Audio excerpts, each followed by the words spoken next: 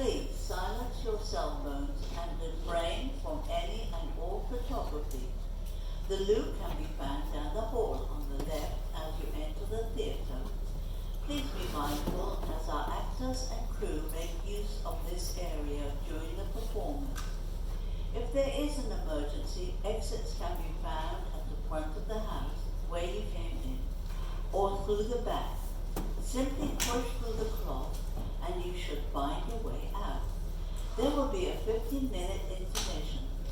Please also be aware that this show makes use of occasional flashing lights. The Across Town is a 501c3 non-profit organization, and this production was made possible by the time, talent, and financing of our volunteers. Feel free to contact us if you are interested in making a contribution of your own. Now please, sit back, relax, and enjoy our show.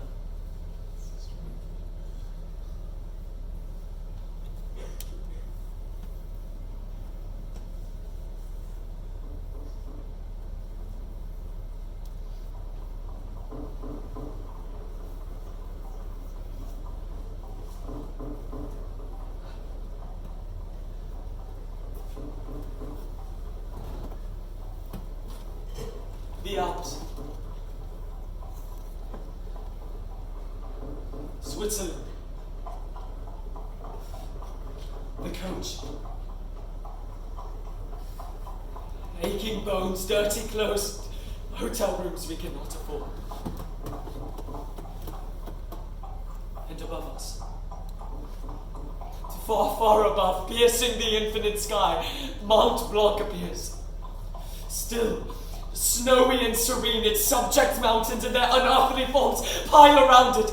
Ice and rock, broad veils between, of frozen floods and unfathomable deeps. Blue as the overhanging heaven.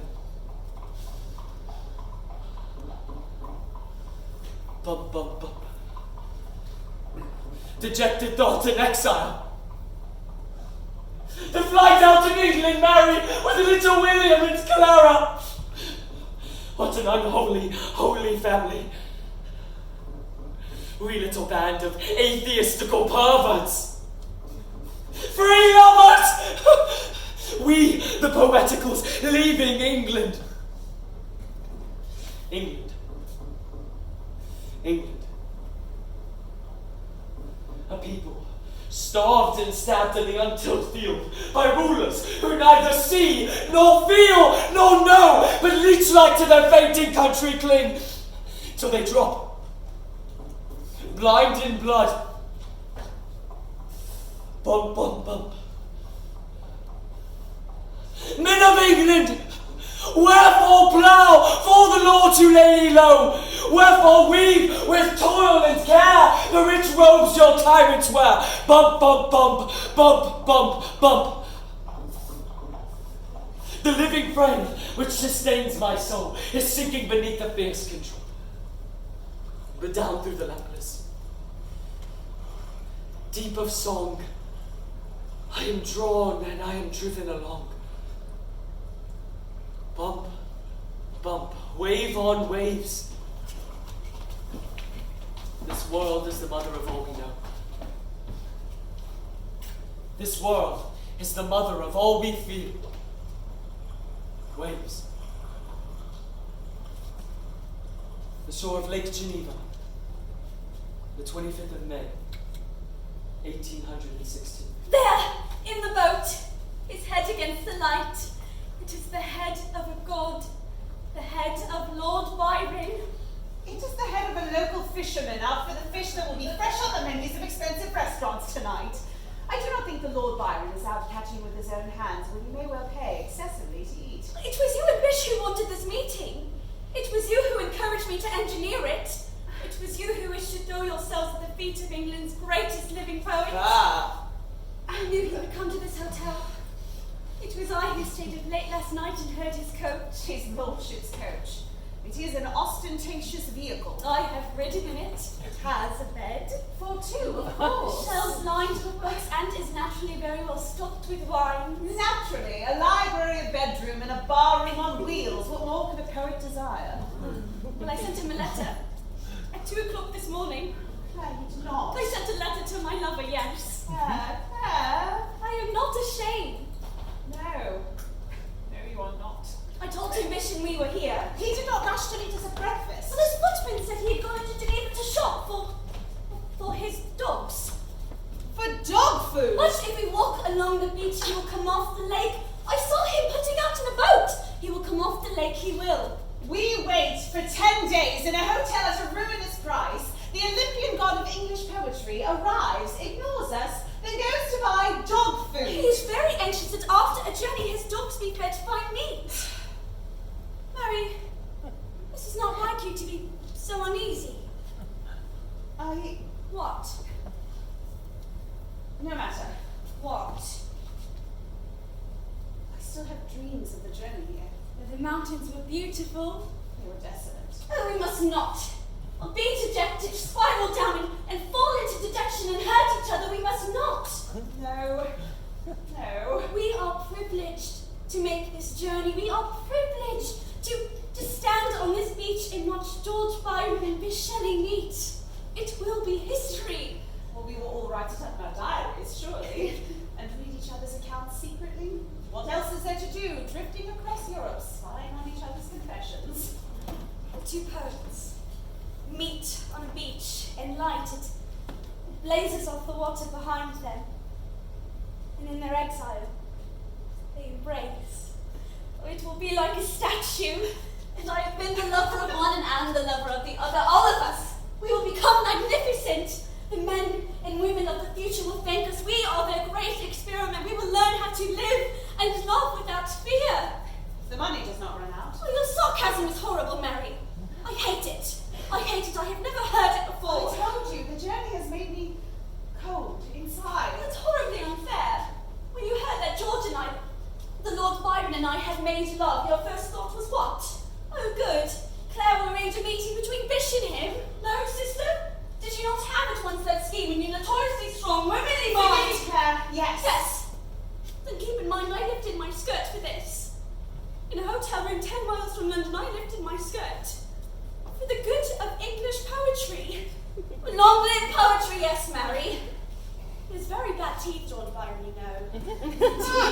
They are not good. And he has the scar marks of boils on his body from something he caught from little boys in Turkey, he told me. Claire, I do want them to meet. I want us all to meet. The attraction is too strong, a like mind. In England, they want to hang us all. Bad reviews are not good enough for our enemies. They would like a public execution. You do know the Home Office has set up secret committees, that they're investigating Bish. I love that. Oh, you loved to be last seen shouting before a firing squad on Tower Hill, wouldn't you, Bish? We tread on fire! The avenging powers hell on earth have spread! Quite. They want to hang, draw, and quarter what we stand for. The loneliness is great, is it not, my dear? So let us play at gods and goddesses, moving in brilliant light on the beach by a lake with dresses of white silk flowing about limbs, we statues. But we must not forget that statues do not eat. They do not have bank accounts overdrawn by thousands of pounds. They do not have lungs of mucus and blood. They do not have women's wombs. I don't care. I don't care, I don't care, I don't care! Nor do I. I'm going to live it. Yes. I'm going to be loved and happy and free. Yes. Yes. Well, let us draw courage from our appalling reputations. Well, how the world sees us, like it or not, is how we are condemned to live. I think we have no choice in the matter. Good. Good, I say. Oh, do you remember what the Daily Mail called us? Oh, too well.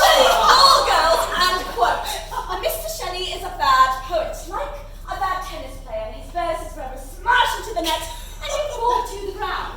But Mr. Shelley is lucky for two beautiful girls crouched at the sidelines waiting to pick up his ball. Gutter journalism. No, it's the real world. Damn you, sir! Your destiny may be eaten up by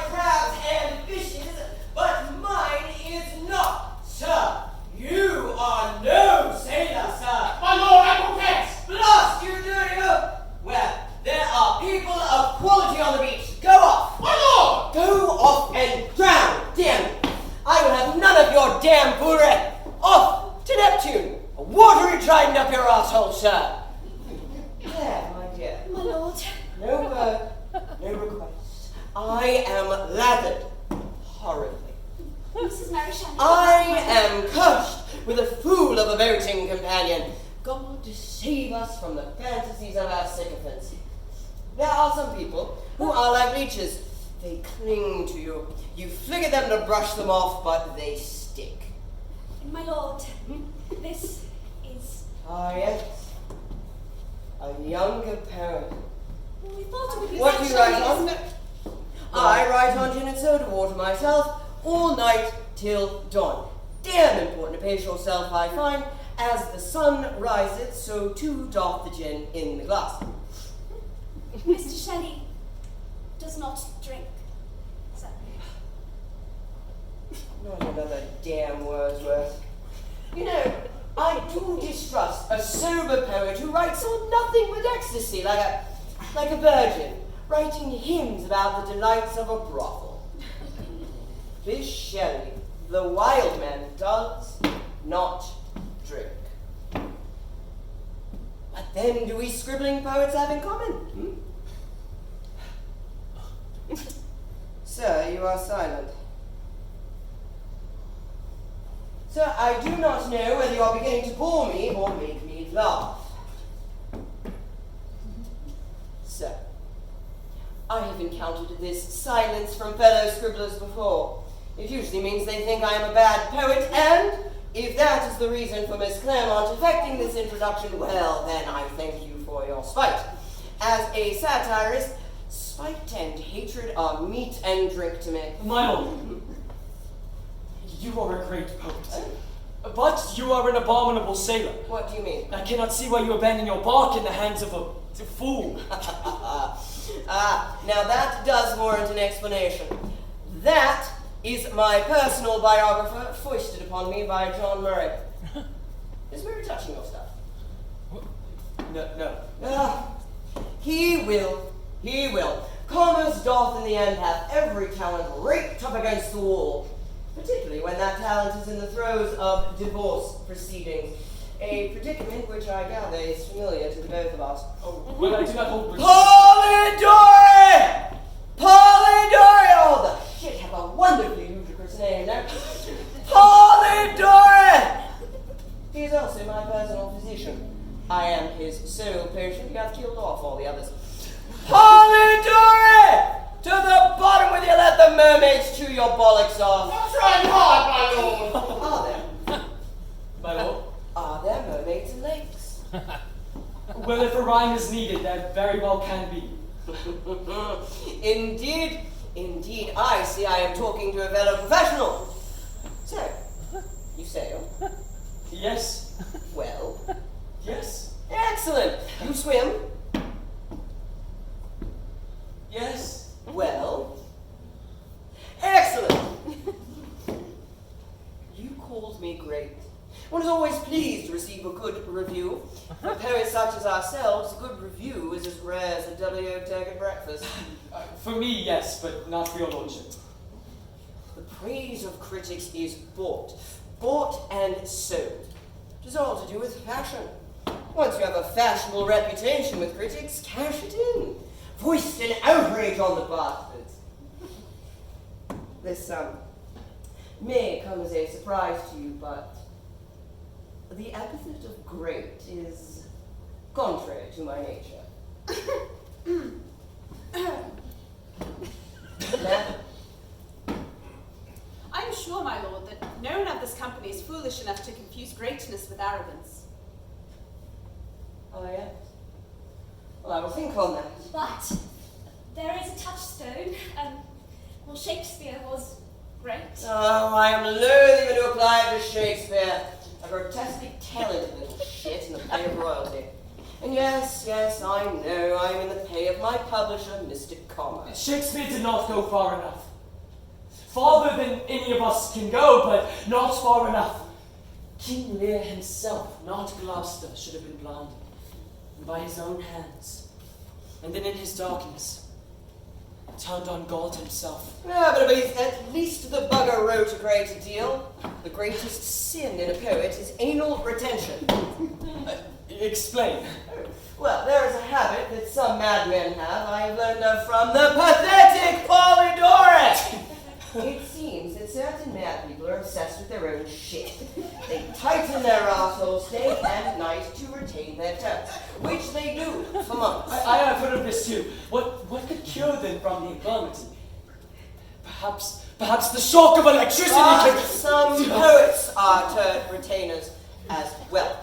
When at last their bowels finally squeeze open, all they lay is a turd, which they then invite the viewing public to see as a fertilized egg. With the purity of pure hatred, shall we name names? Why not? William Wordsworth, Robert Southey. We all, of course, write for love, but love can be a soggy dough. A little hatred is yeast and salt. You were wrong about Wordsworth. Oh, yeah. It is so wonderfully boring to be so wrong about so wonderful a poet. I hate his guts.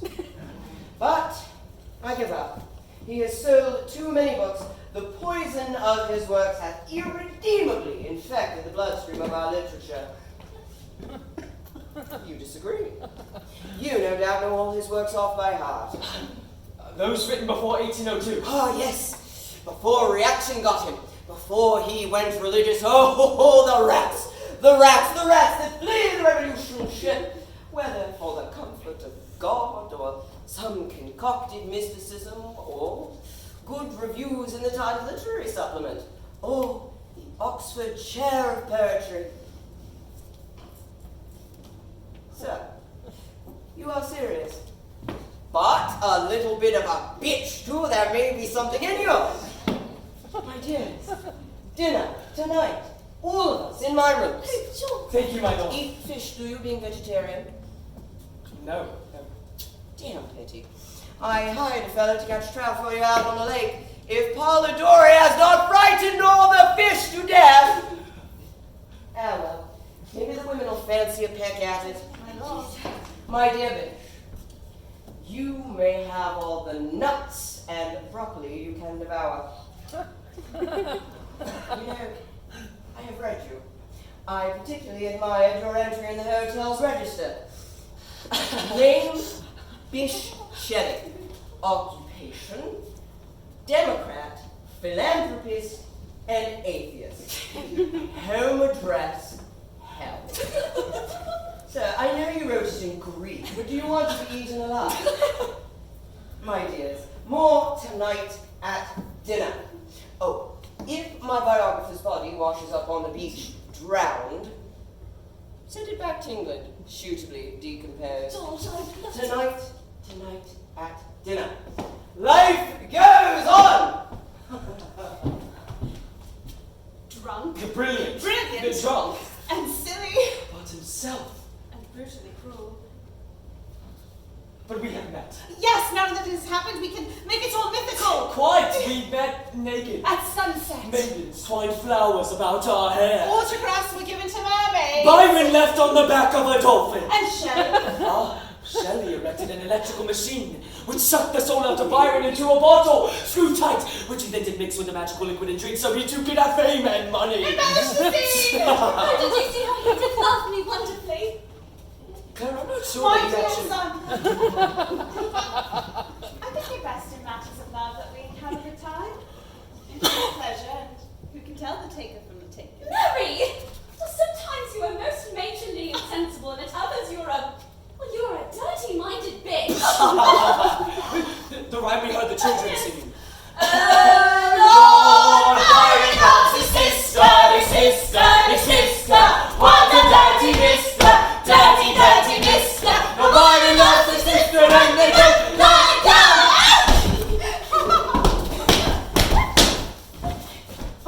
Mr. Shelley! I've read your Queen Mab. Some of it very well done. Some of it slapdash. A critic. It's a slimy thing! Out the slimy sea! Dr. Polydore, sir. Madam, who the... Oh, we are Mr. Shelley's concubines. behind, sir! Run, sir! These women have drunk the milk of paradise! No man's spunky safe. Forgive us, sir, our high spirits. At once, madam, of course. Although it is not advisable to comport so on a public beach. There are tourists, spy classes.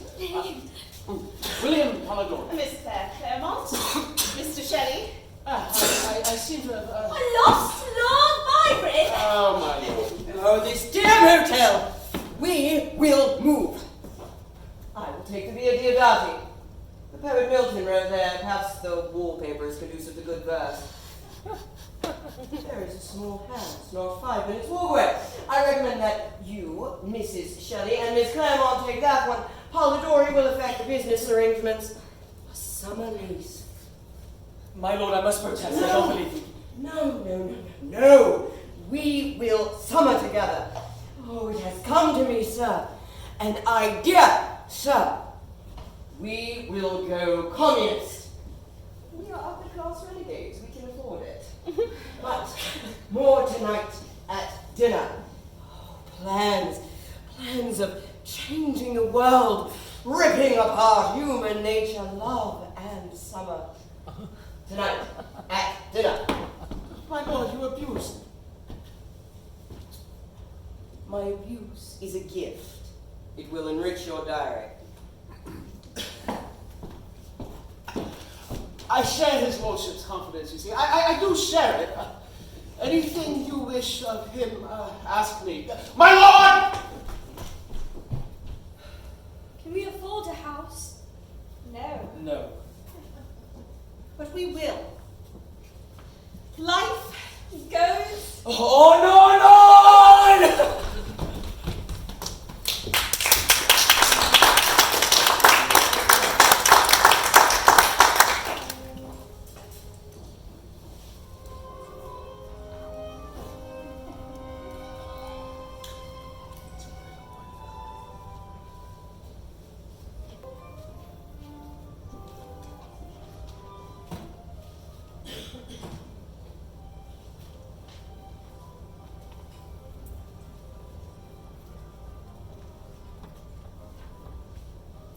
You were with him last night up at the big house? Oh, yes. Slept with him? We go back and forth upon these paths between his lordship and Milton's old house and our modest abode every time of the day. What do we say to each other? It's lovely this summer. It is lovely. Have you told my Lord Byron? Have you told him you are to have his child? Claire, my dear, my darling. Your mother married my father. That makes us sisters, yes? Also, we are both in love with the same man. Oh, Mary, no, I don't. You deny you slept with Bish. You deny you still sleep with him. You are with him every night. But we all walk out in the daytime, in the fields, along the shores, in an infinite combination of couples. Yes. We make love. In the open air. Among the vines and stones. Oh no. No, Bish and I do not make love in the open air among the vines on the stones. All I want to say is because of the higgledy-piggledy, tumbled confusion of the state of our affections, that I do not think I could bear to have to be your mother too, my dear Claire.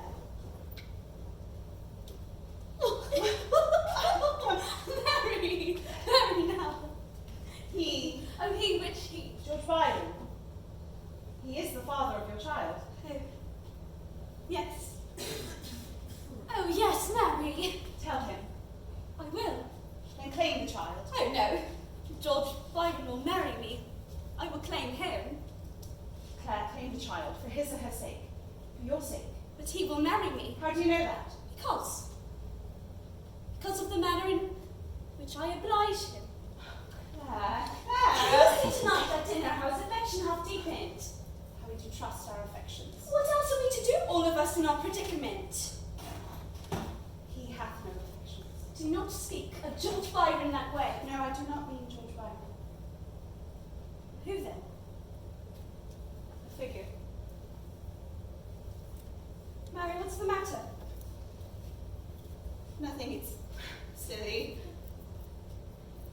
I'm writing the story of a monster. Silly, silly stuff. A monster! He lives up in the snow, in the mountains. And he does not love us. No. Or maybe we will summon your monster tonight after dinner, or Bishop with electricity! Or he will come of his own accord. Mary, how beautiful you are.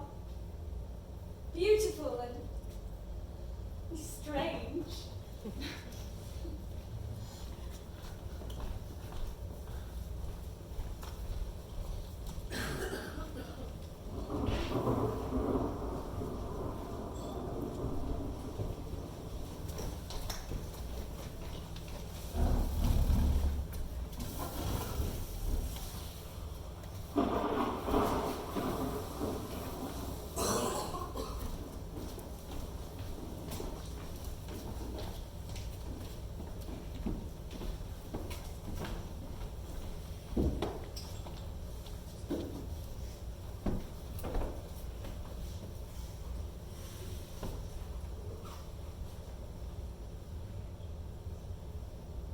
There was a time when meadow, grove, and stream, the earth and every common sight to me did seem apparelled in celestial light, the glory and freshness of a dream. It is not now as it hath been of yore, turn wheresoe'er I may by night or by day. The things which I have seen I can now see no more. The shades of the prison house began to close upon the growing boy.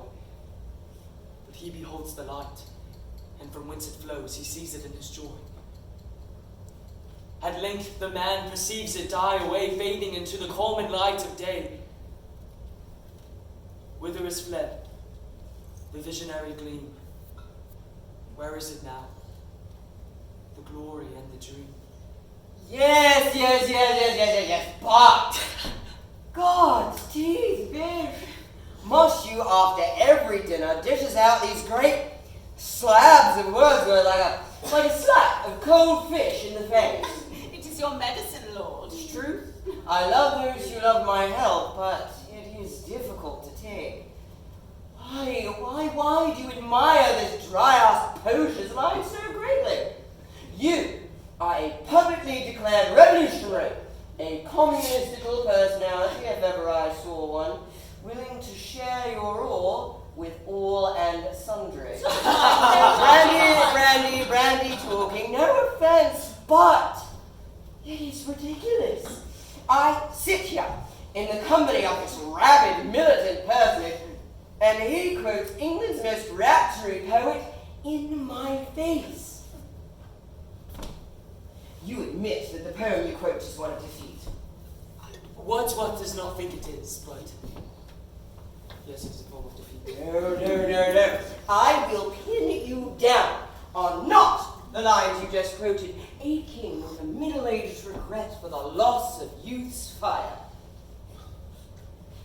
Yes.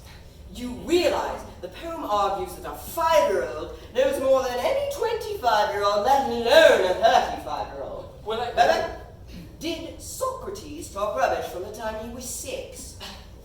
You quote the damn thing off by heart. Trailing clouds of glory do we come from God who is our home. Heaven lies about us in our infancy. Why do you not throw up? It is ridiculous. I am agnostic, but you are an atheist. It denies experience, the maturity of manhood and womanhood. Oh, thank you very much, sir. Very much, sir. You do know about William Wordsworth, don't you? That he was a Jacobin, that the light shone from Robespierre's ass for our Willie when he was young, that he was in Paris during the height of France's Revolution and thought the terror a wonder of human excellence. And while there, he got a girl pregnant in the shadow of the guillotine. I met her once. Long, dang-looking black hair. Horribly attractive, actually. Her name was Annette. Oh, and the child. You want to utterly destroy William Wordsworth in conversation. Just ask him, where are the children of the Revolution today? I did.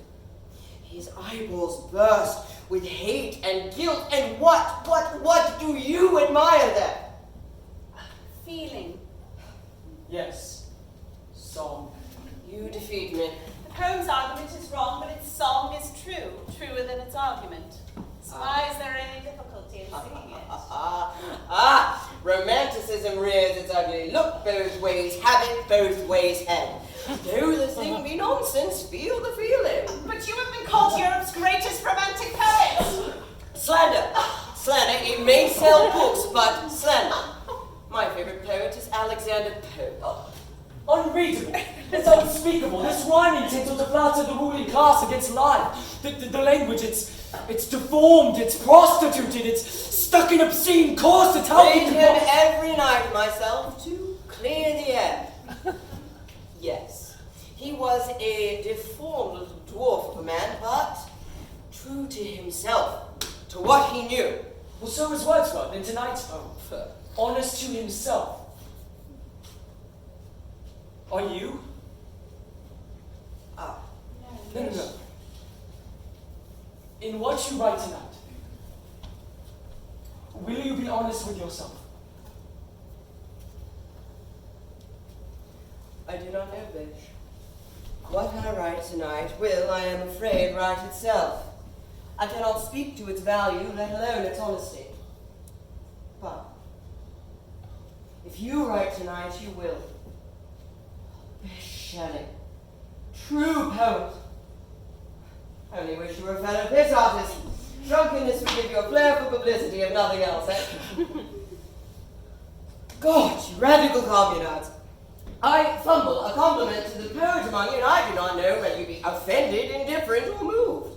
But what matter? What matter? Moved. We are moved. But what matter? Oh, perhaps nothing. Or everything. I could end up believing not this, not that, but everything is true. What pray is that philosophy? Liberalism. Whoa, am I that here? You have symptoms, my lord. Oh, the political park said. Everything is true. But for tyranny, against that I will take up the gun. I know you will. I begin to enjoy myself greatly among you lunatics. Claire, my dear.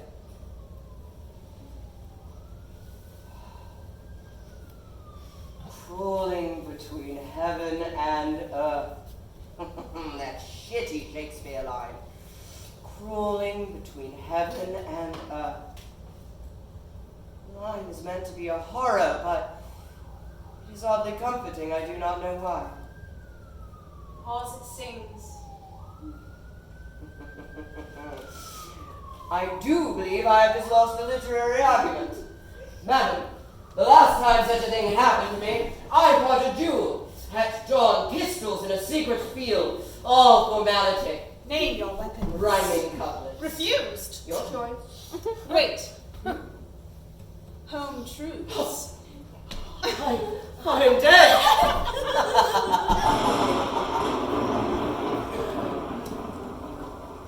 I entered the drawing room with the dear dog. Outside there raged the storm. No. Outside the storm raged. No. Outside the storm from which I had just left rolled around in the gloomy house. No. I was wet and miserable. And in a flash I saw them, a flash of lightning. The air in the room was heavy with their illicit sexuality. They'd be mad at I'm doing. They'd throw their clothes back on the minute I came in the door.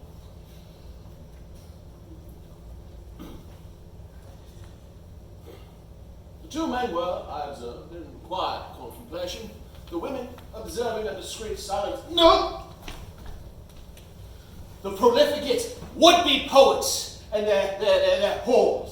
lounged on the floor and felt disgraced by my entrance, for I brought with me the wind and the rain. No.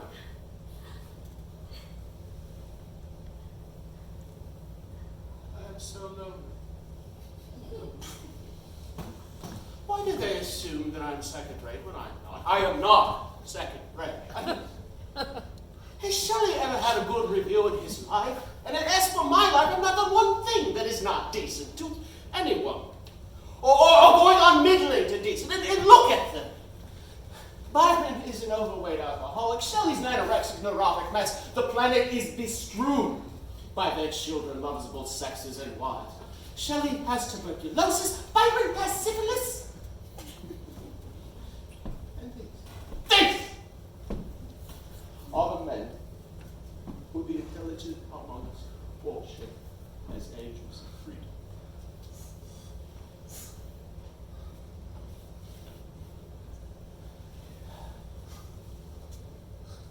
It was our privilege to be the friend of these two young, beautiful men in the heyday of that summer. No, yes. After all, I'm being paid £500 by Byron's publisher to write a diary of the summer. Dreadful time. No. Time of my life. My decent life. So, I entered the living room of the Via Diodati that stormy night. Oh, Polly! Yeah, have a brandy. Lightning over the lake!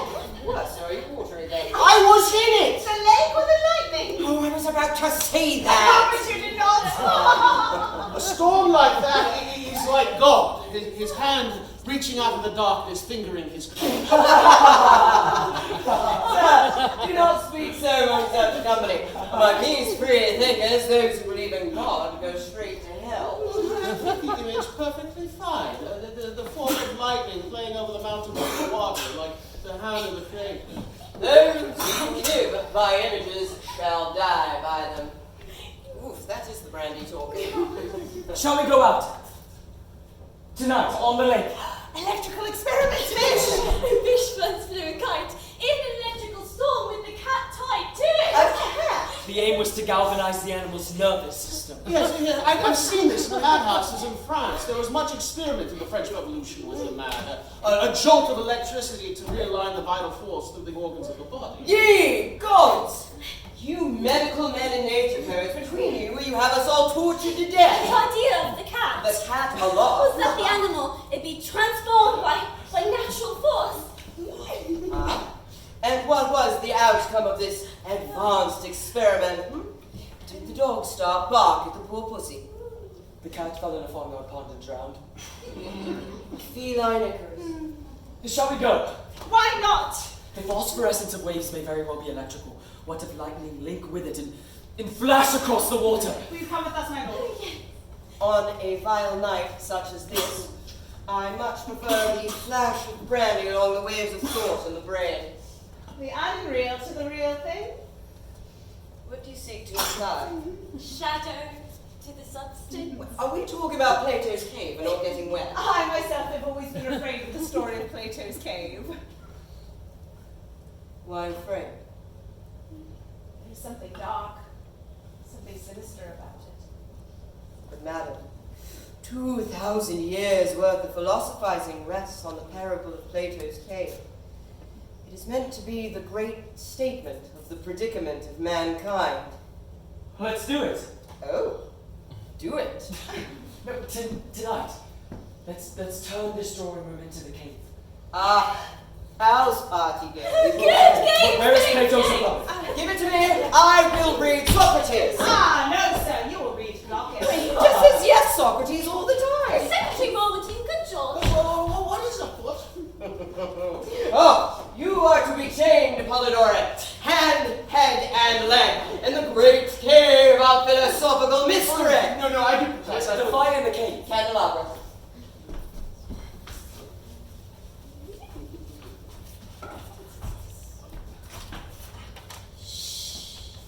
The voice of the great philosopher Socrates. In a dark cave sit prisoners. Their legs and necks are chained so tight they cannot turn their heads. Alas, Polidori, a roll and knife. Oh, no, please. Fish, a hand in the torturing. The human condition, Doctor. Have him in chains, whipped and scourged. Or at least debagged. No. Sir, give yourself into the hands of this advanced experimenter about to fly you out on some metaphysical kite. Sir, take the risk. Your soul may be burned to cinders.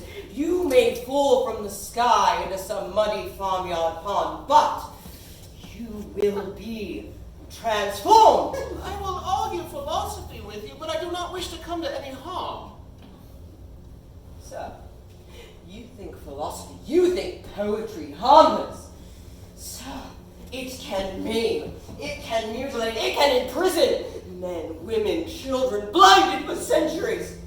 It can kill. I thought you an educated man. Did you not know that ideas can kill? The great philosopher. Behind the prisoners there is a fire. The light of the fire throws the shadows of the prisoners on the wall. What? Between the fire and the chained prisoners runs a road. Along the road go men and animals. The prisoners see the shadows on the wall. Ish! Dear! What animal is that? It's a giraffe, obviously! Now tell me, can the prisoners see anything of the men on the road except for the shadows cast? No, Socrates. And so, they would believe that the shadows and the shadows of themselves were real? Oh, yes, Socrates, inevitably. But now what would happen to them if they were freed from their chains and cured of their delusions? Oh, they would go mad. Mad! Mad! Keep to the text, George. Suppose one of them were let loose, made to stand up, turn his head, and walk towards the fire. Suppose he was told that what he used to see was mere illusion. Do you not think he would be at a loss? Oh, mad! Mad! Mad! Yes, Socrates. And if he looked directly at the fire, would he not be blinded? Oh, yes! Yes, Socrates! And if he were dragged up out of the cave and saw the sun, would he not be in terror? Oh, yes! Yes, yes, Socrates! And now I tell you, our real sun is but the fire in the cave. We are as distant as the prisoners chained before shadows as we are from the true sun, which some call God, which I call absolute good. Well, if I was such a prisoner, tell you what I would do. Bribe a guard, pour a gun, blast my way out onto the hillside, and make love with the last man, woman, boy, girl, or animal in sight. Ye gods. And that dismal parable is, to date, the greatest account of the human condition. The world is bloody and real, and we know it. Why torment ourselves with ghosts? But what would you bribe a guard with? Well, my arse, madam, if need be. I see. The fire in the cave is the past, by which we see now. The sun on the hillside is the future of mankind. Our future is the absolute good. Plato himself was a prisoner, religion a flicker in the cave. The mind of man, that is the true sun.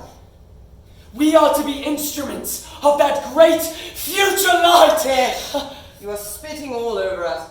I have noted that the more abstract you visionaries become, the more the rest of us are coated in saliva. I cannot turn my head. Oh, do not be a fool, sir. I'm frightened of what I shall see.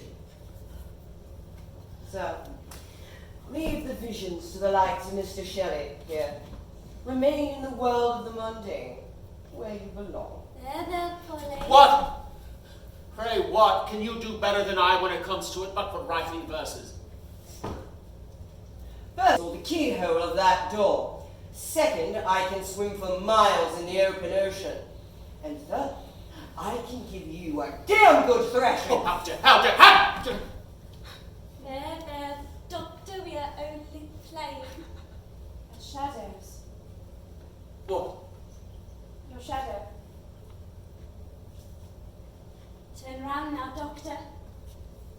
See a ghost. What if a shadow that we made upon the wall of our cave stepped down, walked toward us, begged for life, and we gave it life? What would it be? Oh, midnight. Capital. The sun is on the other side of the world now, Biff. Your future son. Who knows if it will ever give us dawn at all? But come, let us leave behind these logical experiments and go out to open graves. The hideous phantasm of a man stretched out, but not a man, a thing put together out of graves by unhallowed arts. Monsters. Monsters! Of all monsters, this is the worst. Coleridge's witch. Beneath the lamp, the lady bowed and slowly rolled her eyes around, and drawing in a breath aloud like one that shudders, she unbound the cincture from beneath her breast. A silken robe and inner vest dropped to her feet, and in full view, her bosom and half her side, horrid, disfigured, pale of hue. Oh, shield her! Shield, sweet Christabel. And that is what opium doth do for a poet. In your function as a doctor, you do not happen to have any quantity of that miraculous substance on your person? Hey, God! What philosophical point are you seeking out to do? Doctor, damnation, go to him! Yes, a roll of rod of sticks. I believe that's invited this What in God's name is the matter with him? A seizure, my lord, of this I am. An overloading of the nerves and excess agitation of the fluid of the spinal cord. Sir, this between your teeth, sir.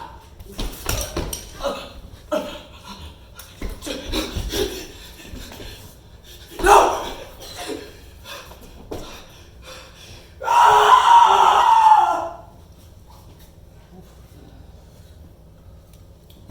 Followed him to the next room. Called him. And he did confide in me. Yes, the great Shelley. He did tell me what he had seen. He had looked at Mrs. Shelley, and standing in her place was a woman he'd known before. Naked. With eyes in her nipples. Her nipples' eyes staring back at her.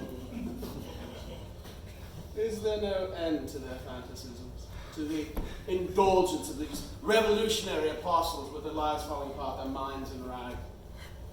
But I did write my account of the evening down and had it published in a book, and it did bring me a little fame. I left them to their summer, to their diseased imagination.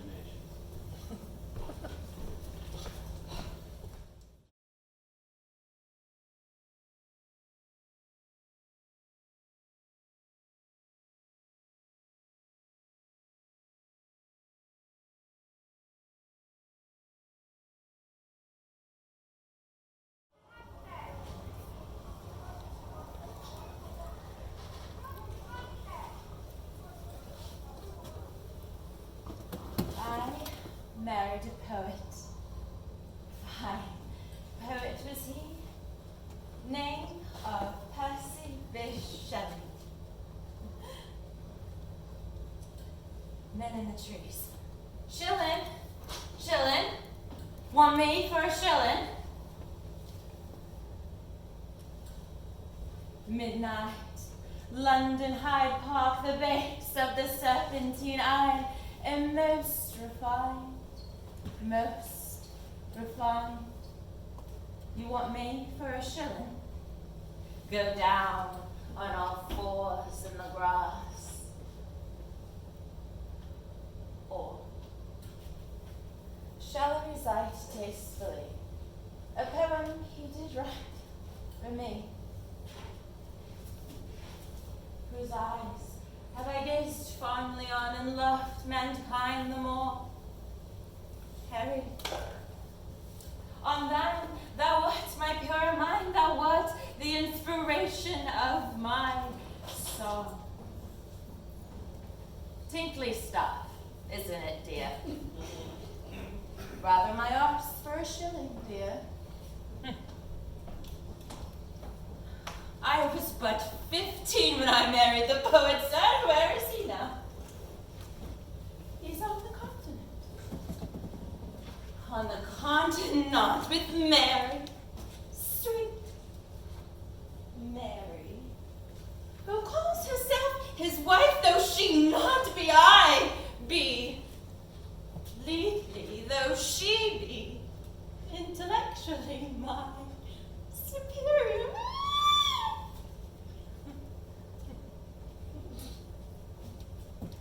Now I live with a soldier named of Smith, but he has gone to India, and I call me Harriet Smith, so that none may know that I was had by the poet Shelley. Cruelly. Who telleth the tale of unending death, who lifteth the veil of what is to come, who painteth the shadows of what lies beneath the wide, winding caves of the people too, or telleth the hopes of what shall be with the fears and love of which we see pretty clever boy, bitch.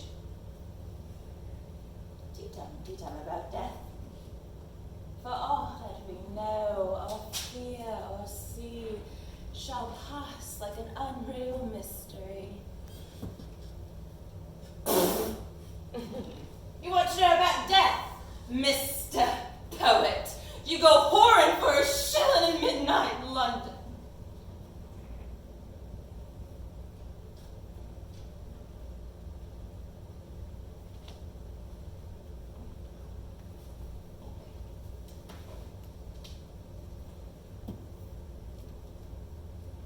My dear Bish,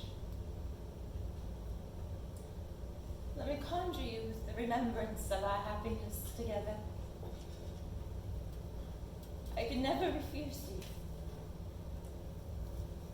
And if you had never left me, I might have lived. But as it is, I freely forgive you and grant you the happiness you have deprived me of.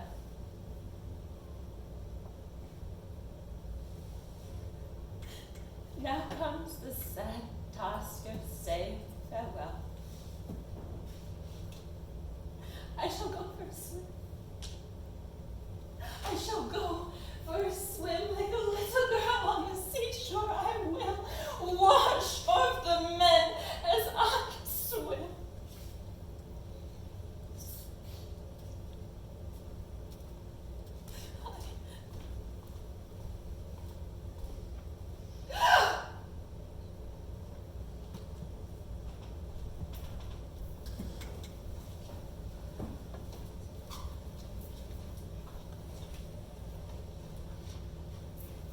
A month ago.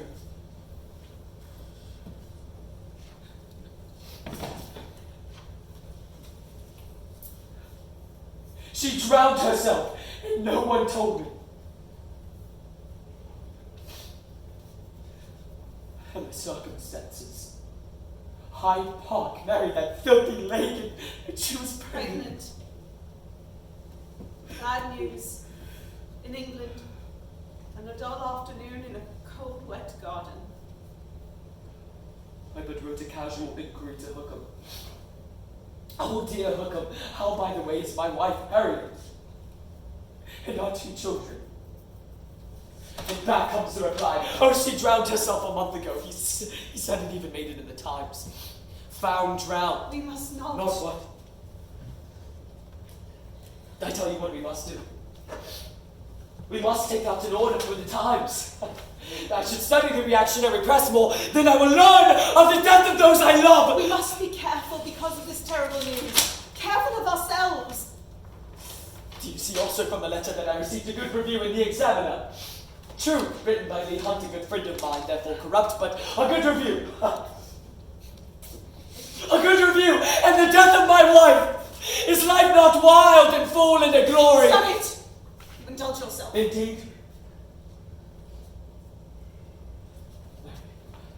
I was going to make a fire for our little William and Clara in the woods. I was going to roast chestnuts and tell them stories of the flames of spirits and make them laugh and wonder. It's Harriet's family behind this. The five, the abhorred Westbrooks.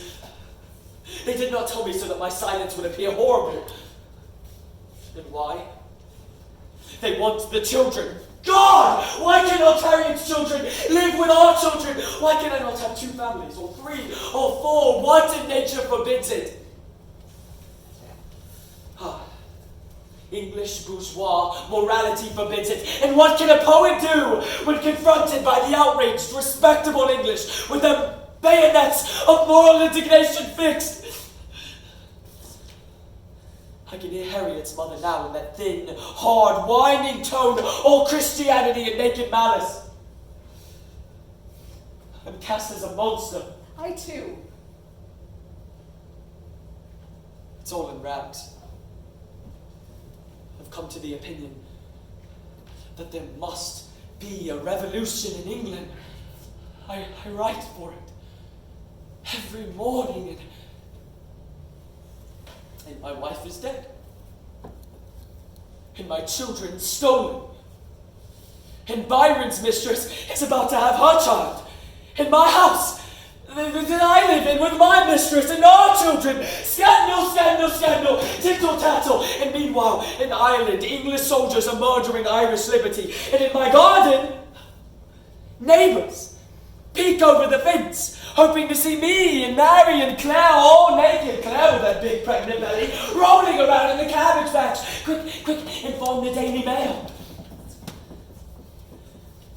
And meanwhile, in foreign wars of liberation, as we agonize about who sleeps with whom, heroes suffer under their torturers, and children pass their mothers and fathers the gun. All is hysteria.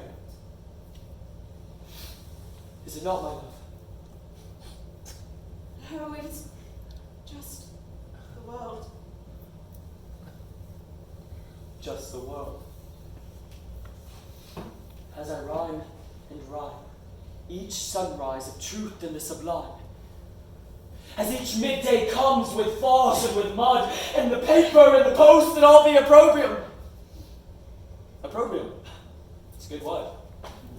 Don't rhyme with bum.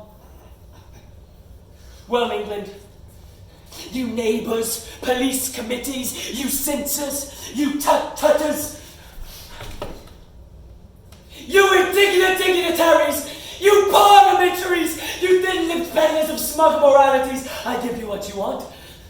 A shit-smeared bum, here in rags as the life we libertarians lead. Come, wipe your assholes, be satisfied, be justified, be smug. For I have my dead, but you have yours. I will grieve for them. I will suffer the wrongs I did them in private measure. But you great English bourgeois public, you're dead at large. You pass them every day in the dirty streets of Birmingham, of Manchester, of London. My ghost will sink to me. But yours will bury you.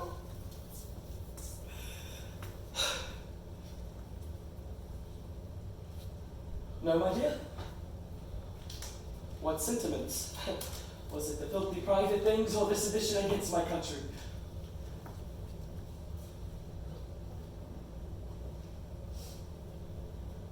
Do you think it took her long? The Serpentine's not that deep, it's only 3 or 4 feet deep. I took the children boating all at once. It's not that deep. I will not have you. And I will not have myself condemned to this raving in an English garden. The glory of the garden in which the poet Shelley and the women and children who love him are but weeds. Noisome, troublesome, scratchy, screechy things, unacceptable. Unreviewable. You have spoken, let me speak.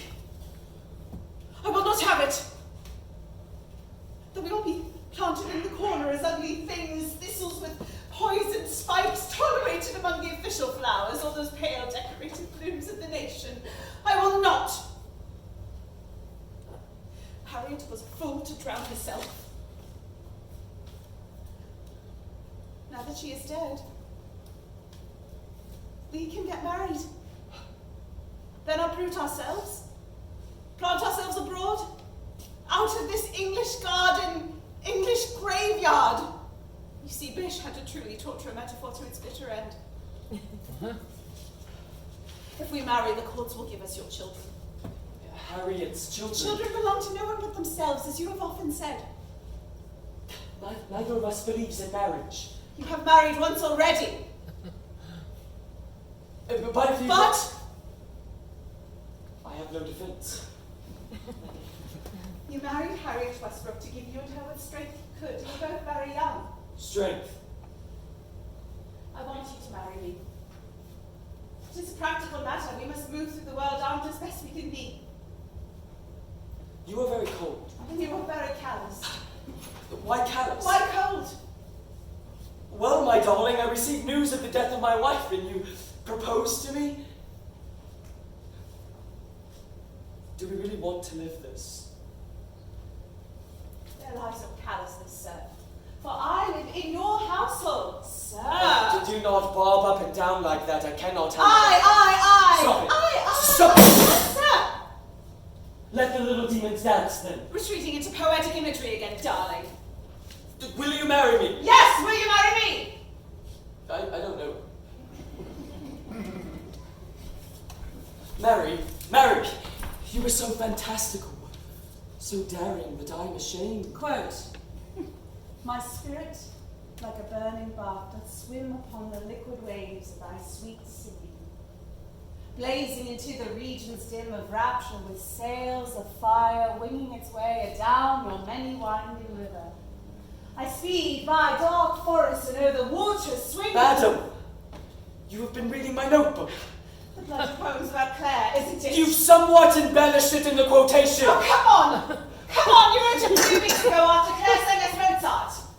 And 2 nights ago you said you wanted to sit up, to write.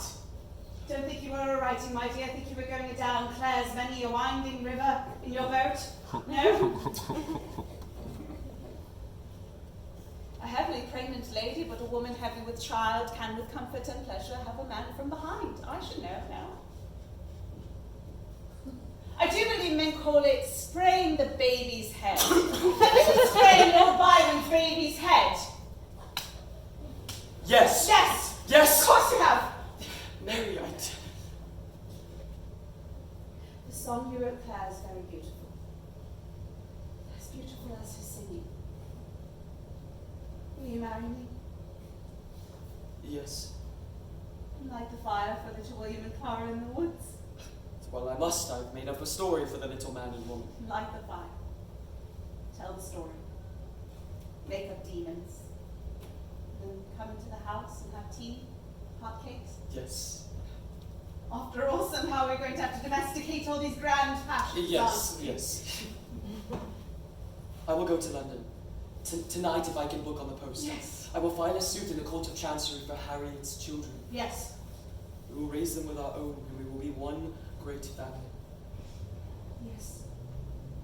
And I will see your father. Ah! I will ask for your hand. Oh, but my father, kind sir, is a rabid anarchist much given against marriage. Not! Oh, yes, kind sir. My maiden name is Godwin. Yes, kind sir, I am the progeny of that monster. He, to my shame, impregnated my mother. Art thou been horribly infected? Oh, yes, kind sir, see, my white limbs do shine with heresy. My flesh is the false promise to they who would be free. I can't keep this up. What is the best rhyme for womb? Broom is in brush, broom is in bang, bloom is in flower. No. Go off, sir. Am I not thy tomb, where thou wouldst lie and gladly die? My father will be fine if you give him a loan. Can you? I can. From Hookham. I'll exploit his skill in our publishing. Thus, my dear, do we move the money of our friends around to keep credit. And flourish. The fire, the children's story. Yes.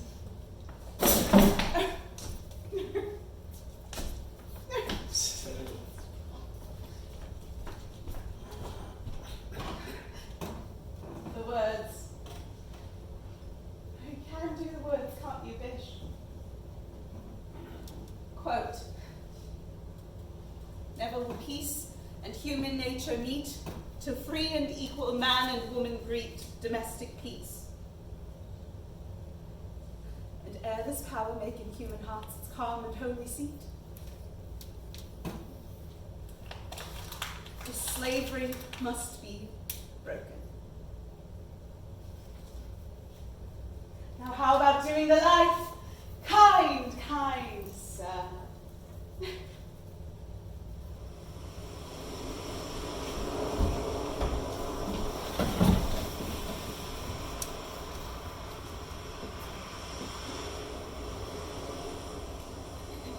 Dover Beach, waiting for the packet boat to cross the Calais, and I see them. The Shelley menagerie. Women, children, bags of seditious material, all fleeing the country. Now, Madame Gossip doth say that the Claire Claremont woman gave birth to a child of my Lord Byron's, and the great lord has taken the child off from the mother. And all were scandalized by the Mary Godwin woman marrying Shelley and trying to steal away with the children of his first marriage, to raise them atheists. But the court upheld morality and said no. These people, am I condemned to be a nobody at their feast? Well, I shall not make myself known. I shall dog them, or send back tasty bits to the literary magazines. The Shelleys will belong to me. A stiff northeasterly. The captain is worried about sailing. There are 10-foot waves in the channel. But I told him, we go! We go! Come, bring the children! Oh, let's have a ceremony. Scrape off the mud of our country, scrape off all the lies about us, all the muck of petty little minds, a grand farewell ceremony to England. Well, I've already had such a ceremony. Oh, what? I've written to my bankers telling them to pay no more bills. Come, they're ready for us. Disgrace, exile, a holiday. Summer and hard light, mountains in the sky again. Life will be a holiday. Forever.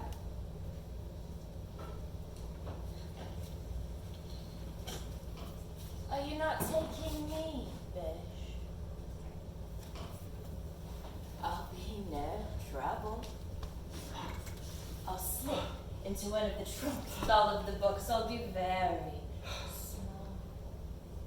I'll sit on one of the spokes of the wheels of the carriage. I'll hardly be there. Just a patch. A little stain. Very faint.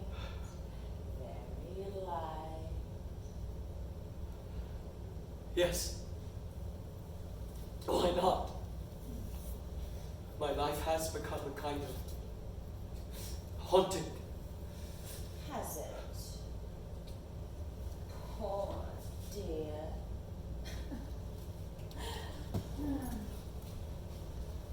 And now they lie in the sun in the rented villa, the Castle Bertini in the Apennine Mountains. I mingle with the tourists, look over the wall, whisper in the town.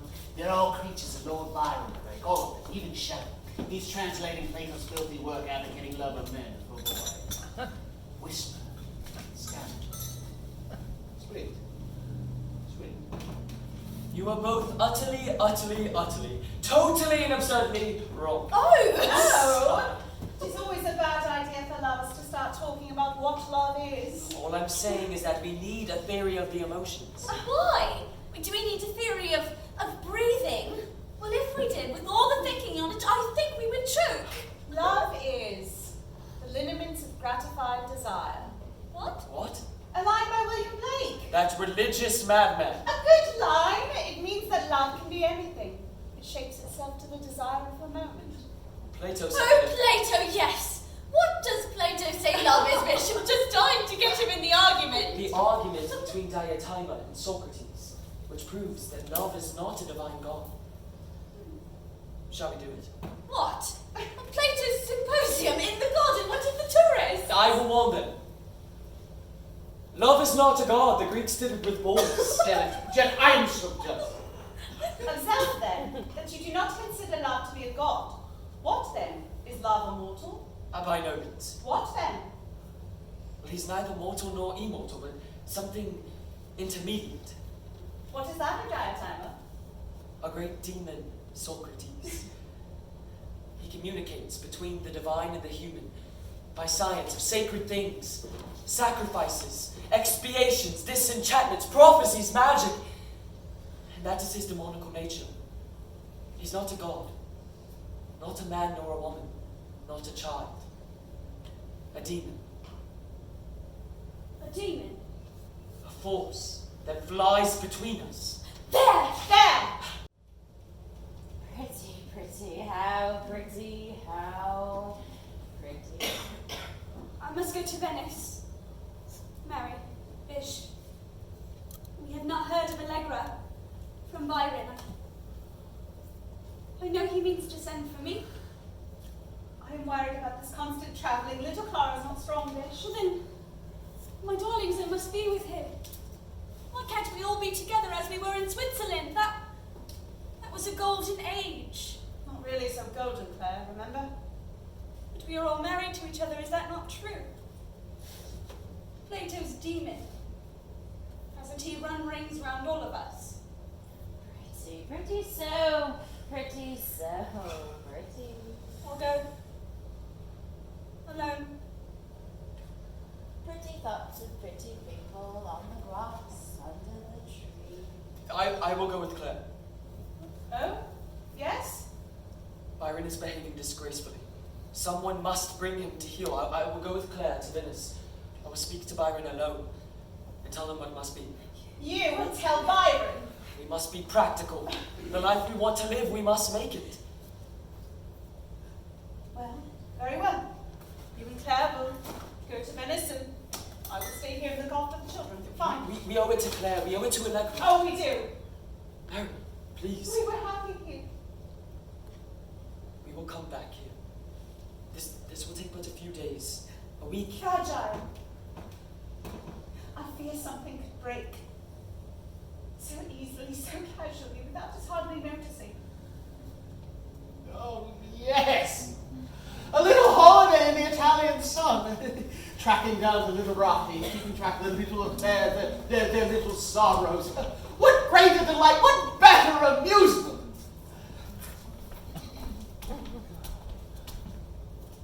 I wish I was dead. I'll give them all a disease. They'd hate me, they'd not spin their new love, their new world. They must not win. I couldn't stand it.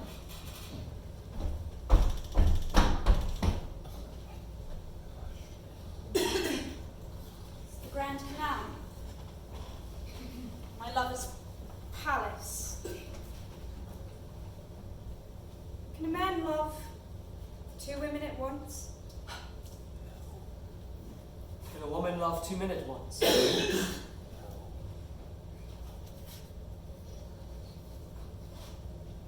You understand why it is best that I speak to Byron alone. If Byron is cruel about Allegra, will you make love to me tonight? Yes.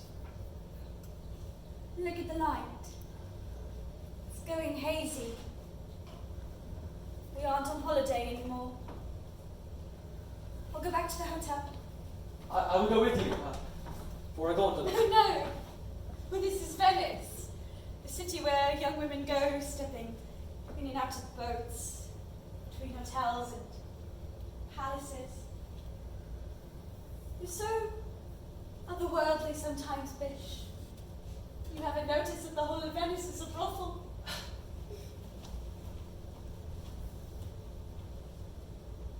Naughty, naughty, naughty boy. Don't worry. When you touch her tonight, she'll remember touching me. And you will, won't you, husband?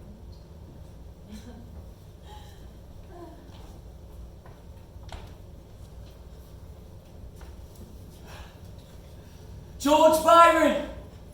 I stand a petitioner in your marble halls.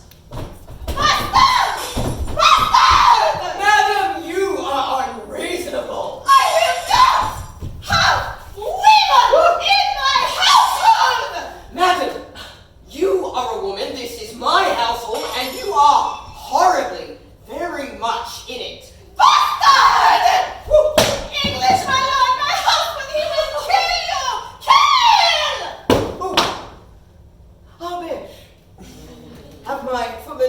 you a drink yet? Carrot juice or something?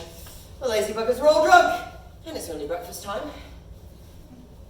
It's 4 o'clock in the afternoon, George. Yes. But I have finally gone day into night, night into day. My life, it is my life. I will kill myself. I will kill you. My husband, he will kill us both. Bastard! Ye gods. Have you had a married woman yet in Venice, Bish? No, we just arrived this morning. I only arrived this morning. Well, you are slow, sir. Slow. They marry young to old noblemen, and there's a custom. I am the custom. I do mean that they take lovers. Yes, of course, the husband knows about it. You go out to dinner with both of them, even ask his damn permission. The only right he reserves is to suddenly turn nasty, have you knifed, and your body dumped in a canal. She's all exceedingly wearing all the nerves. You damn revolutionist carrot juice drinker! I am so pleased to see you! Yes, forgive me, I stink of garlic. And my teeth are no better. And I had a particularly vicious clap last winter, nearly over that now, thank God. And my hair goes grey. No. Would diet, but I keep on getting pissed and falling in the damn canals. And how are you, my dear? In love? I've translated Plato's Symposium. Ooh, not finally coming round to boys, are you? Well, copy? Oh, yes. Copy? Ah, a delight, a delight. Nothing else for me? Out of the frozen north, the armored camp, the turgid cesspool. And I do mean England. No. Oh, I had thought you would have letters for me from Augusta.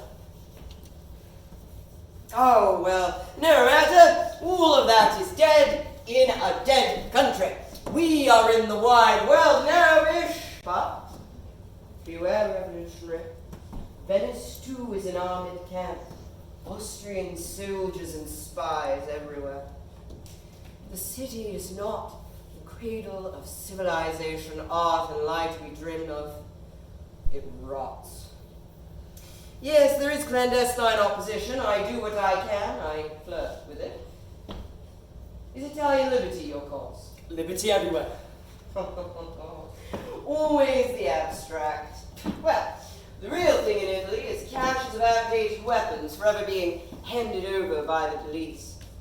Secret meetings, infiltrated and betrayed, young men and women beaten to shit in jail. If you want to get involved, I can introduce you to some people. Oh, poor Venice. A prison and a brothel. We noticed. Oh, we again. Well, do not stand there so damn angelic. Who are you with? Who are you having?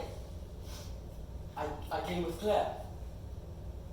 Ah, She did your fair copy of the Symposium. yes. The bitch was always good when one wanted something copied out. The damn bitch! George! Stop. I shock you. Oh, do not let this come between us, bitch. I will have none of it. I am a go-between. Nothing to go between. For the child in My daughter, Allegra, is with me, and that is an end to it. I will have her sent to a convent with a school. Oh, I found the place. Is that what you wish me to tell Claire? I wish you to tell my daughter's mother everything. Or nothing, what do I care? You are harsh. That is the way it is. You approach me. No. Damnation. Damnation, I know what you did for me. That you had the child in your home, that you give her a roof, but I have no endurance for these things, Bish. No endurance at all. And besides, it is not my behavior that gives me pause, my dear. It's yours. Well, why mine? Oh, a little flicker of English Puritanism in there. You do reproach me. But no matter. Your friendship is precious to me. Now come. I want to take you somewhere and show you something.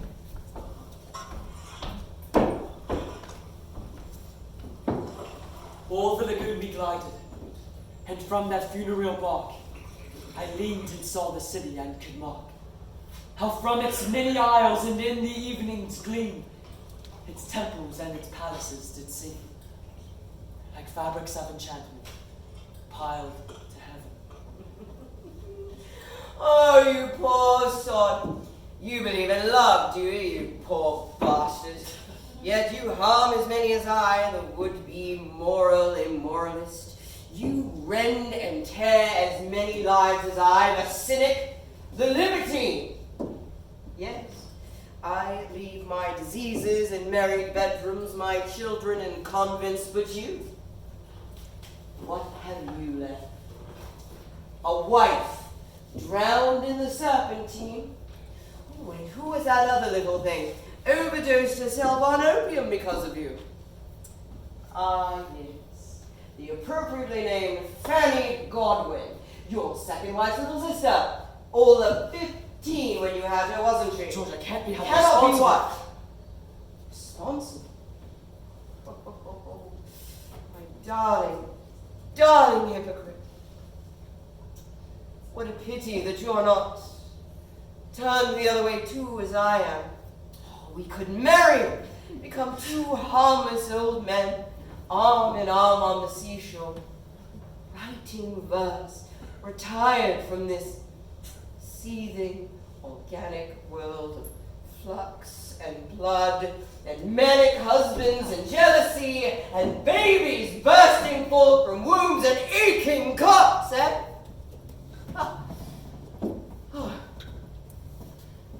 Do you know where I found myself one night last week?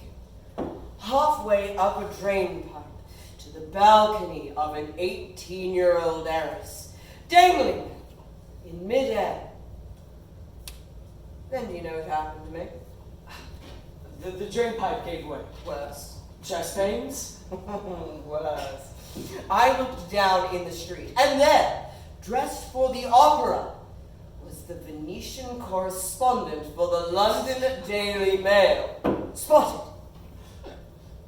And then,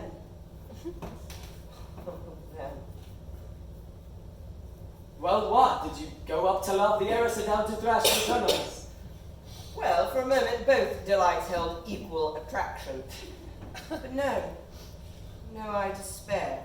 Oh, come. No, despair. Perhaps it takes a high-flown personality such as I have engineered to find oneself in such a scene of outright farce, to feel that profound emotion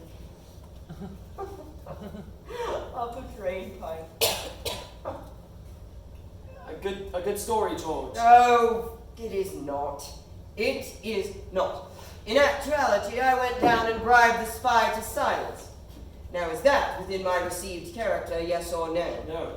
Well, then believe what I say, you tight-ass libertarian, free lover, free liver. What are you telling me? That you came home reformed? No, not at all. I am not. No. I actually waited until the spy was well away, then went round to the servant's door. Another bribe, and then up to her. Sweet thing, fair hair down on her thighs, soft, like feathers. No, I am not trying to tell you that I have reformed. I am telling you that I have despair. What right do you have to do that? You do not have the right. Despair? Easy, George, that's cheap merchandise for a writer. You will either end up silent or making a pretty lyric out of the phrase, I have nothing to say. The people of England may very well have the right to despair. And you would too if you were a mill hand in Manchester, or a child down the mine, or the mother to a labourer's child in some filthy fucking hall. Perish the thought. But for a poet to despair, obscene. We claim to be the poets of the people of England. How dare we luxuriate in denouncing the human cause as lost? The great instrument for moral good is the imagination. We must not let it become diseased. We must be optimists for human nature. We might be all we dream of. Happy, high, majestical. But where is the love, beauty, and truth we seek but in our own minds? Poets, yes, poets are the unacknowledged legislators of mankind. You talk utopia. But come, we are where I want to take you. Oh, what is this island? A madhouse, Bish.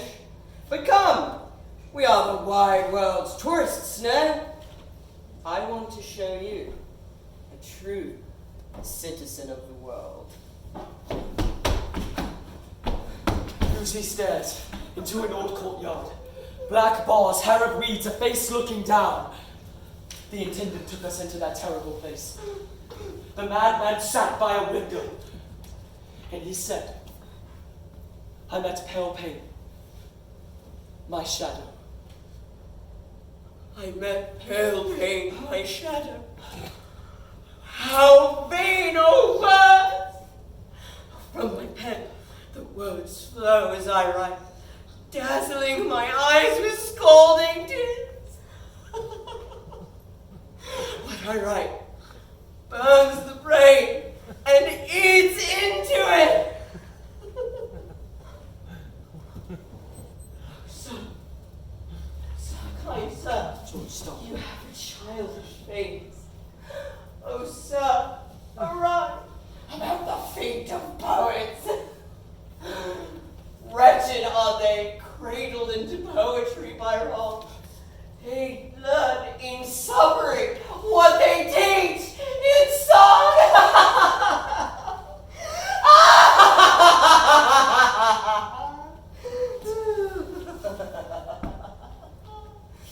Oh, you see, my dear, a poet in an asylum. Is he not a lesson to us all? A sweet irony, no, Bish? You write to change the world, but the world has its revenge. It overwhelms you with its cruelty.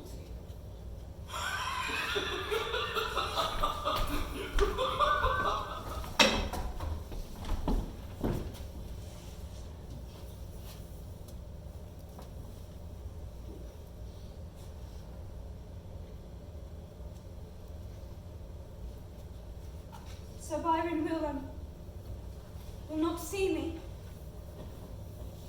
So no matter. Why would he take me there? A joke, a warning? What of Allegra? What have you not told me? Byron is putting Allegra in a school with a convent. He is the father, he has the right. No, I will go to him. I will dance naked for him. I'll paint myself. I'll let him put me in chains and eat filthy thing he wants. I will not. No, I will not be diminished by this. By the cruelty of a lord. No. No, from now on, I will look to myself. Yes. We will conquer our fears. I will have nothing of the madmen. Poetic indulgence. No. I will see the real world. I see it. St. Peter's Field, the militia. The brutal attack in 10 minutes of massacre. 11 dead, 421 cases of serious injury. Men, women, and children with saber wounds. And where was I? The poet. impotent in Italy in the sun.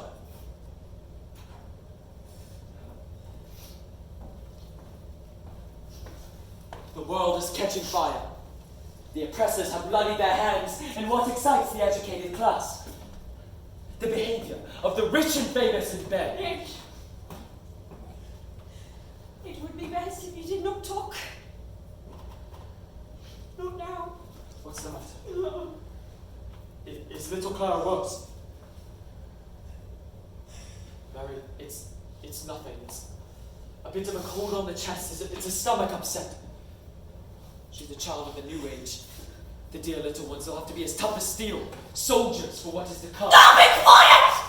Be quiet! Can you not tell what has happened? Are you so insensitive? Is it not screaming off of us? Your daughter died. An hour ago. While you were out in the street. No. No, it's just a little cold. And we're in Venice! A city of light and art and science and hypochondriacs. There are legions of doctors in this rotten hell. I will go out and I will fetch medicine for a child with a bad tummy.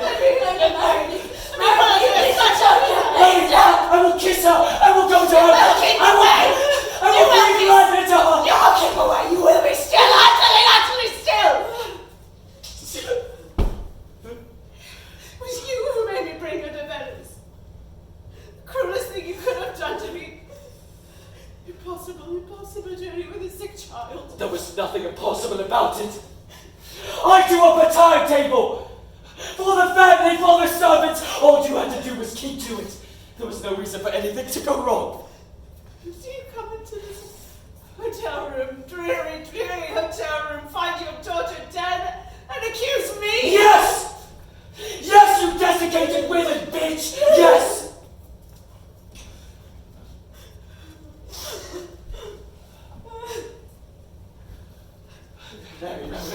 No, of course I do not accuse you, no. I do not accuse you. I'm glad to hear it, for I do accuse you. Please, my love, please, don't make the Accuse you for all the cruelty, the pointless cruelty of all your schemes. All the endless madcap journeys in the heat and dirty coaches, all your endless, hopeless schemes and dreams, and what have you achieved, Bish? I have written of... I've written of the Peterloo massacre. I've written the mask of Anarchy Marietta to be a poem for her daughter. Can't you hear yourself? Don't you know what you are saying? Is the price of a poem the death of our child? The Mask of Anarchy. No one will publish it. The Anthony Examiner, no, he knows he will go to jail for seditious libel. The great revolutionary English poem, unpublishable. Bury it in your daughter's coffin, poet.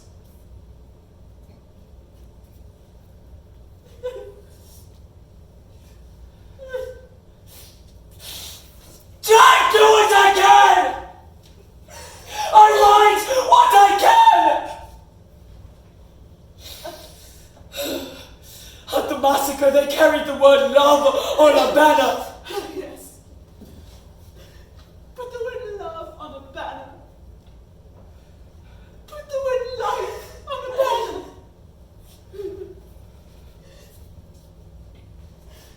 But we are still in love. All of us. With each other.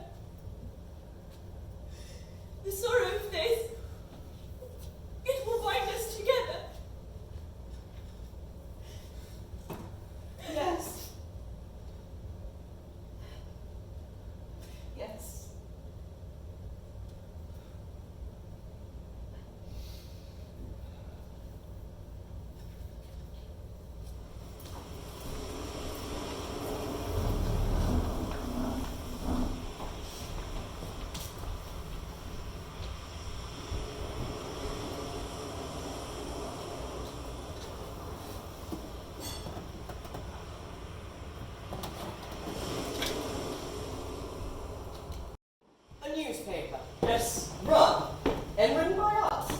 voice in England. Radical, fierce, uncompromised. And full of wonderful reviews of our work, no doubt. It'll be a banner, a beacon. That is why I've asked Lee Hunt to come out and join us. Oh, yes. The worthy, boring Lee Hunt. I see you are as hot as ever, my dear. Our two boats moored together. Do you think the Bolivar ostentatious? Highly, George. Good. Do you admire the brass cannons? Do they work? Well, what does that matter? Ooh, what do you think of the moulding on the prow? Does it not make the boat look more fearsome? I think it is all excellent, George. Yes. And as for your boat, does she not sit a little shallow in the water? How could a boat named the Don Juan be shallow? Oh, cutting, sir. Was damn flattered you decided to name her after my poem. I do not object to plagiarism when it flatters. I was thinking of renaming her the Ariel. Ooh. Yes, more airy-fairy, more like you. Ah, your women, walking on the beach, I see. Still the same menagerie. How is she? Claire? You know whom I mean. Different. Well, changed. Much worse. What? After everything, after losing. Come on, George. They have both had children by us that have died in this country. Allegra! A damn convent. I wanted to break in shooting nuns left, right, and center. Ah, how was your wife? You know, she miscarried 2 months ago. Ye gods. 2 men, 2 women together on a beach, but, we have not met often enough, Bish. What have we done these last few years but charge about this bloody country, you with your holy family, I with my halls? A prison of air and hard life. I am thinking of going to Mexico. There's a revolutionary war there. Or Greece, where the Greek clap is about the worst in the world, as I well remember. Just all this writing about tyranny, you get itchy fingers. You want to actually put a bullet in a fat neck. Madam. My lord. Well, shall we dance on the beach again, my loves? Send up Shellian balloons full of lightning experiments? Steal some fire, hey? Forgive me, I'm not too well today, my lord. A war. What we need is a war in England, not this slow, sullen defeat. Why do the bastards not take up arms against such a government? Then we poets would be of some use. We do the banners, the songs, the chants. But no. Is Williams down there re-rigging your boat? Yes, I wanted to sail faster. Oh, I will race the Bolivar to Livorno when we go pick up the Hunts. the Hunts. And those bloody children. Why do these well-meaning literati have so many of them, all so damn healthy? Well, let's go play with our boats, like good little boys. Do you know? It's the first time I've seen him since our daughter died. Is that not terrible? Or farcical? He looks crabbed. Much older. What of the plans with the Hunts? We will sail both vessels to Livorno if things can be made quiet between them Why and George. cannot they come over land? We will sail I believe Jane Williams would prefer Ah, saying. yes. Jane Williams. What's the matter? What can be the matter? Williams is reading for me. I must go and tell her.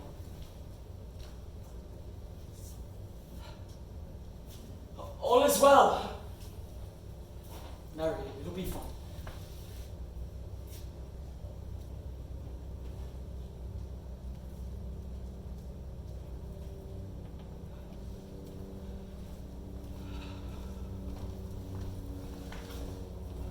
Jane Williams.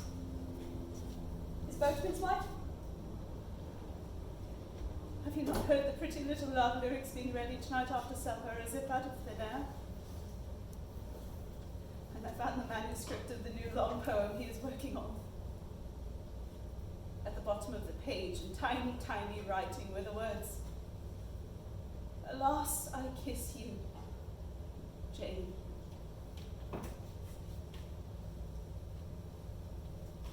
Not to be diminished. I will join Subterranean. The subterranean community of women. Travel, see islands and the snows of Russia. And I will never marry.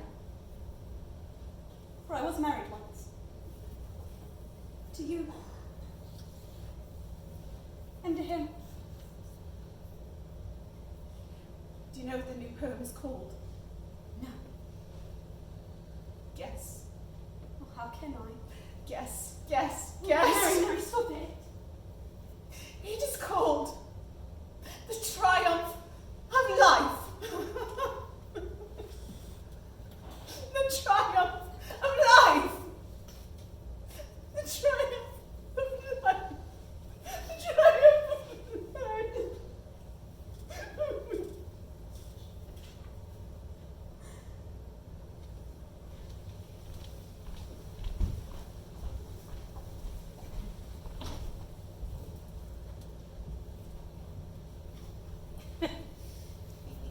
Oh, yes.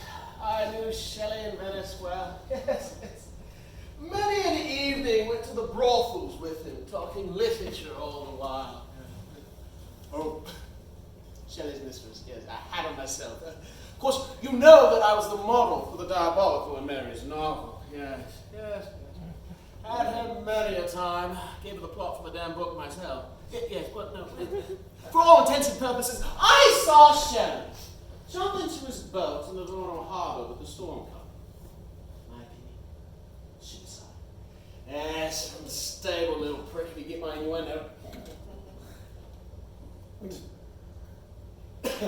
Yes, I'll have more wine, thank you kindly. My literary reminiscences. You heard about the body when it washed up. The fish had his eyes out, eating the testicles. What? Dinner. Kind. Most kind.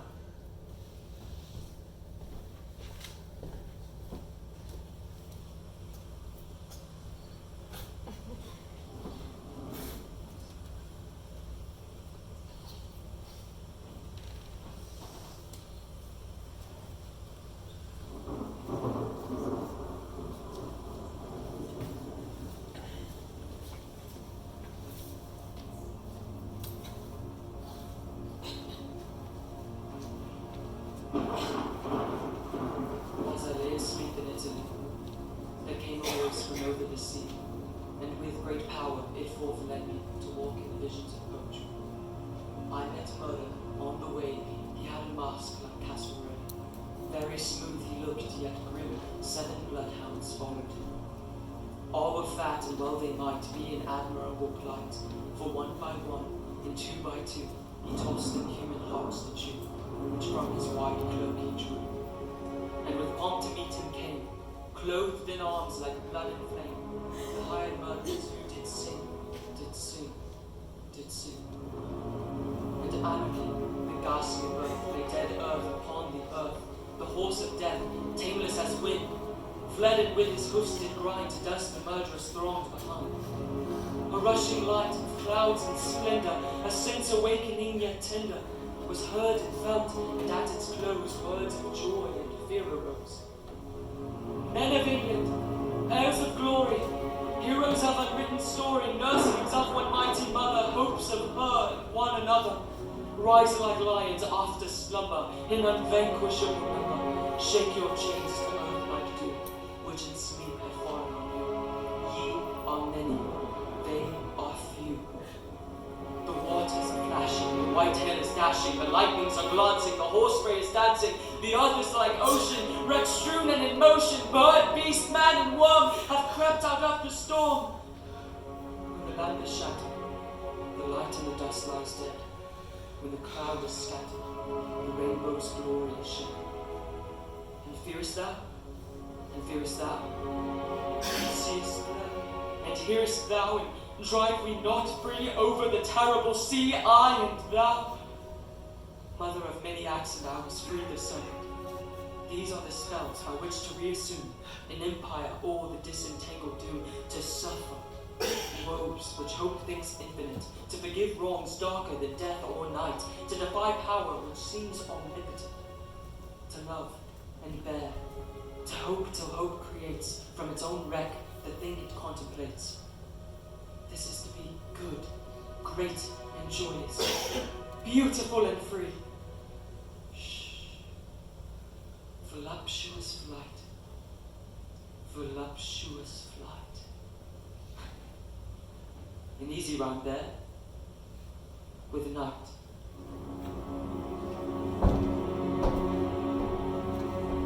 We'll burn his body on the beach. I loved him. Thus is another man gone about whom the world was cruelly mistaken. And in the name of all the mercies, look what the sea did to his flesh. Oh, burn him. Burn him. Burn us all. A great, big, bloody, beautiful fire!